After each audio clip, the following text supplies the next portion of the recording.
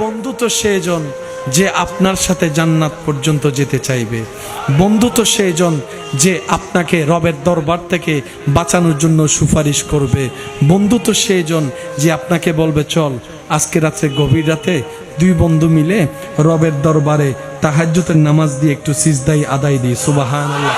বন্ধু তো সেজন ঝগড়ার মধ্যে আপনাকে বলবে দোস্ত ছেড়ে দে, বাদ দে, মাফ করে দে। আরে মাফ করলে রব খুশি হয়, তুই তাকে মাফ কর, রব তোকে মাফ করে দিবে।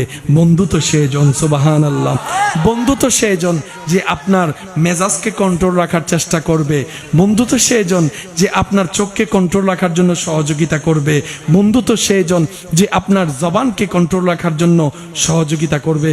বন্ধু তো সেজন যে আপনার বিপদে আপনার কাঁধের উপর হাত রেখে বলবে দোস্ত জানি পরিস্থিতি একটু কঠিন, খারাপ যাচ্ছে, তুই যে বিপদে যাচ্ছিস আমি হয়তো তোকে তেমনভাবে হেল্প করতে পারবো না, তবে এতটুকু মনে রাখিস তোর যতক্ষণ বিপদ থাকবে আমি দোস্ত সশরীরে তোর পাশে আছি, সশরীরে তোর পাশে আছি, সশরীরে তোর পাশে আছি।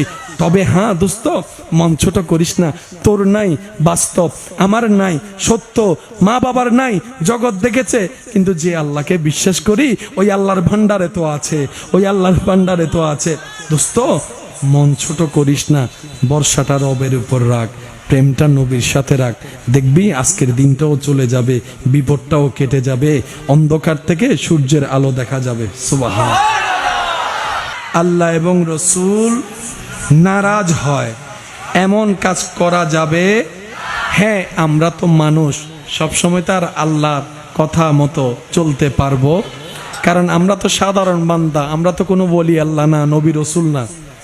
আমাদের ভুল হওয়াটা স্বাভাবিক, আল্লাহ সেটা আগে থেকেই জানে, তাই আমাদেরকে বাঁচানোর জন্য তওবার রাস্তা খুলে রেখেছেন। সুবহানাল্লাহর জোরে। তওবা মানে কি? বান্দা হাজার ভুল করলেও ভুল রাস্তায় গেল আবার যেন রবের দিকে ফিরে আসতে পারে, জাহান্নাম থেকে জান্নাতে যেতে পারে। আল্লাহ যে রাস্তা খুলে দিয়েছেন ওটার নাম তওবা। বলেন না সুবহানাল্লাহ। তা আল্লাহকে আমাদেরকে মহব্বত করেন? বলেন না, একটু না বেশি? আচ্ছা, কে সবচাইতে বেশি ভালোবাসে পৃথিবীতে? দুনিয়াতে একটা মানুষকে সবচাইতে মা বেশি ভালোবাসে, রাইট? কিন্তু বর্তমান দেখা যায় অনেক মাও ছেলেকে করে দিচ্ছে, অনেক মা ছেলেকে ফেলে আরেকজনের সাথে। মানে মায়ের যে ভালোবাসার জায়গাটা ছিল এখন কেমন জানি এটাও মানুষ বিশ্বাস করতে চায়। এই কথায় আপনারা কি একমত আছেন? মানে মার ভালোবাসাও এখন মানুষ বিশ্বাস করতে চায়। একজন সন্তান অসুস্থ হলে মেডিকেলে সবচেয়ে বেশি দেখা যায় মাকে। 24টা ঘন্টায় মা কতক্ষণ সেবা করতে পারে? মাও তো মানুষ, মারও তো টায়ার্ড লাগলে একটু ঝিমুনি আসতে, ছেলে বেটে শুয়ে আছে, মা হয়তো ছেলের পাশে। মানুষ তো, এটা তার অন্যায় নয়। ঝিমুনি আসতে পারে, ঝিমুনি আস্তে আস্তে কন্ট্রোল না হলেই ছেলের পাশে মা ঘুমাই গেছে। যখন মা ঘুমায় তখন কি আর সেবা করার সুযোগ আছে? বলেন না ভাই, আছে? ওই সময় যদি ছেলের একটু পানি দরকার, মা ঘুমাই গেছে, দেওয়ার সুযোগ আছে? মাকে কি করতে হবে? ডাকতে হবে। মা উঠলে দিবে, না দিলে কোনো সুযোগ নাই। এবার বুঝতে পেরেছেন আল্লাহ কেন ঘুমায় না? এবার বুঝতে পেরেছেন আল্লাহ কেন ঘুমায় না? পৃথিবীর সর্বোচ্চ ভালোবাসা মা। মাও ঘুমের মধ্যে নিজেকে হার মানিয়ে ফেলে। মানুষ তো, রব বলে যে আমি ঘুমাবো না, তন্দ্রাবো না, জিমাবো না, কারণ প্রতিটা সেকেন্ড আমার প্রত্যেকটা সৃষ্টির প্রতি আমি আল্লাহ দয়া করতে হয়, কি আল্লাহ। এবার আসুন, আমরা কি এখন ঘুম নাকি সজাগ? এবার আমি যদি বলি আপনাদেরকে ডান হাতটা তুলতে, একটু তুলেন, এবার নামান। ঘুমন্ত কোনো কাউকে যদি বলেন এই ডান হাত টান তুলছাই, উঠবে? বলেন না, উঠবে? কারণ সে শুনে। কারণ শুনে নেই কেন? কারণ সে কি, যেহেতু শুনে নেই, ব্রেনে যায় নাই, সেজন্য হাতও ওঠে না। ঠিক আছে? জোরে বলেন, ঠিক আছে? ঘুমাইলে শোনা যায়। আল্লাহ পাক বলে যে আমি ঘুমাবো না, আমার ঘুম নাই। কখন কোন কারণে আমার কোন বান্দা আমাকে ডেকে বসে।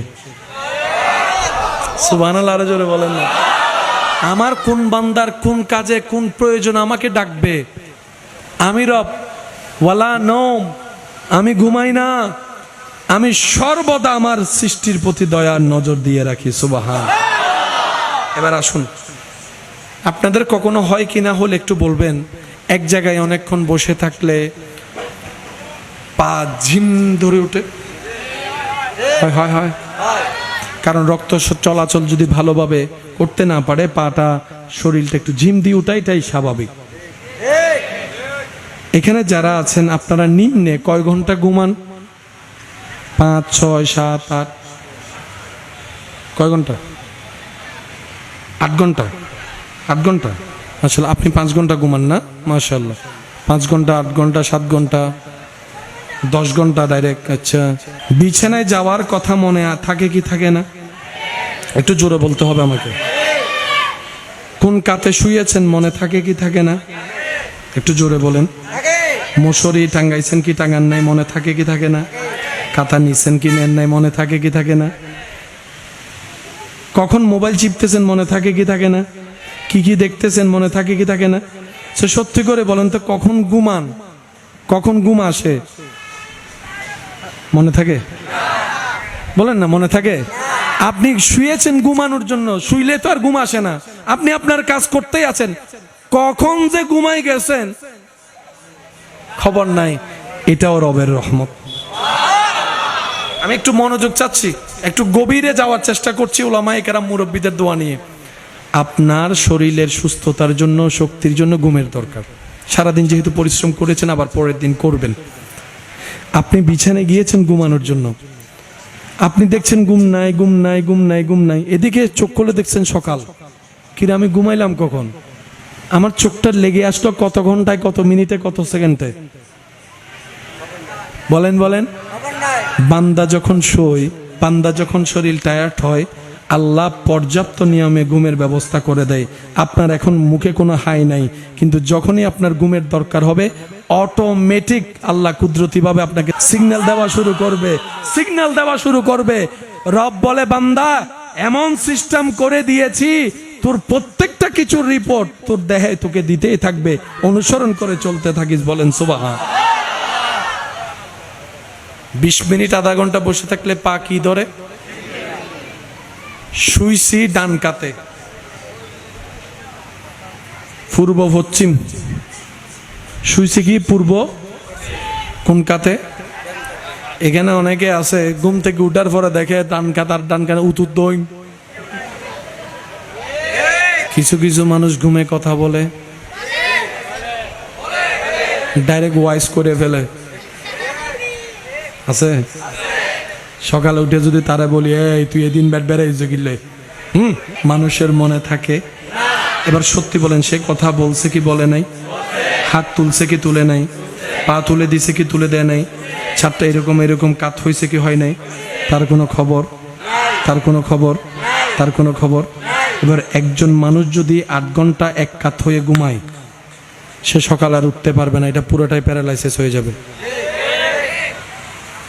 তাহলে প্যারালাইসিস না হওয়ার জন্য কাত হওয়া দরকার।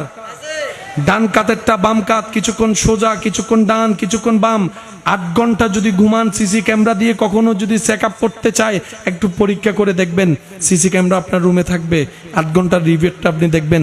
দেখবেন 20 মিনিট আপনি ডান কাত হয়ে, 20 মিনিট আপনি বাম কাত হয়ে।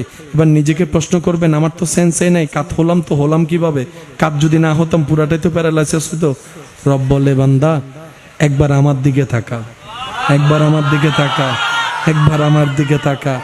আমি রবেই রহমত দিয়ে তোকে ডান করেছি, বাম করেছি, সোজা করেছি, যাতে তোর শরীরে রক্ত জমাট না হয়, প্যারালাইসিসের যদি কারণ না হয়।